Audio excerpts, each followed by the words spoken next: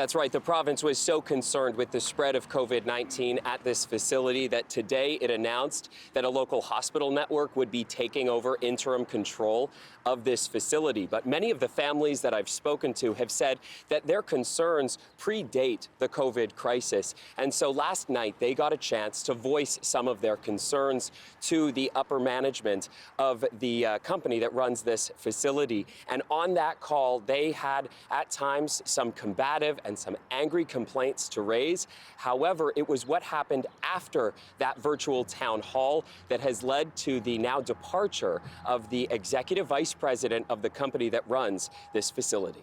Properly trained and qualified personnel. Let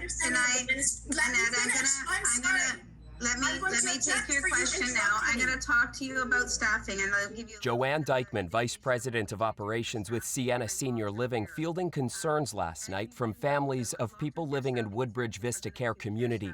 Right after this virtual town hall, Dykeman left her mic on. Oh, God.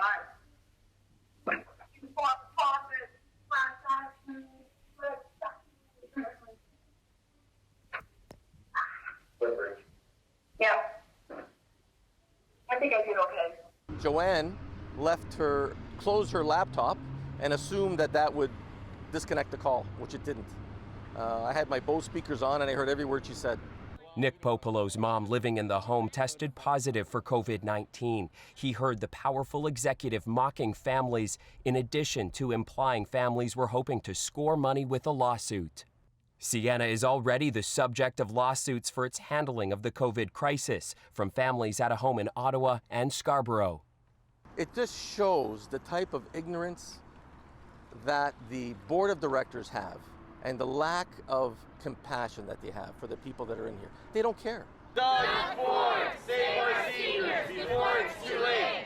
Take over Woodbridge Vista. Without even knowing, the province had given temporary control of Woodbridge Vista to a local hospital network. Families protested today. 17 residents have died of COVID-19 there, and 17 others were taken to hospital because the home admitted they couldn't meet their needs. That's me. She's interrupting me. And all she did was interrupt. That's all she did. Angela Zuccarelli wanted answers last night about her dad's care and said Dykeman's conduct during the meeting was bad enough.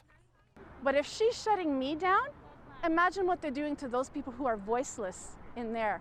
Imagine, behind closed doors. It's one thing to appear one way in front of me, but the reality of what happens behind closed doors is the reality of why we're here. But now hearing the class action, blood-sucking comments shook her. You're the ones who are worried about the bottom line, which is why we are here today. We're not worried about a cent.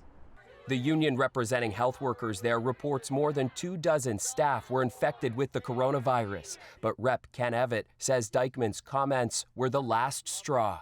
Shame on her. She should resign from her position immediately. In a statement to CBC Toronto, Sienna Senior Living said effective immediately, Joanne Dykeman is no longer with Sienna Senior Living. While she is deeply regretful of the comments she made yesterday evening, she also understands that they do not meet either her expectations nor those of Sienna Senior Living.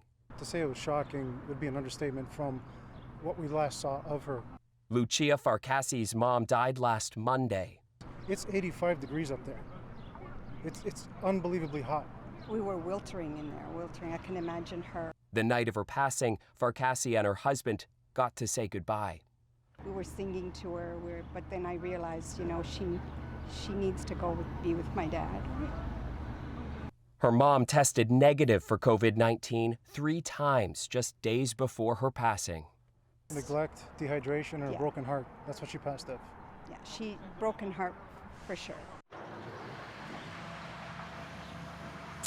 And Dwight, one of the families who has a parent in this facility is seriously considering taking their parent out of the facility, removing them from this situation altogether. I wanted to follow up with them, so I touched base with them late this afternoon and ran past them the fact that, the hospital network was going to be taking control of things and the executive vice president was no longer in her job. I asked if that changed things for them, and they said they were still seriously considering whether or not they would remove their mom from this facility.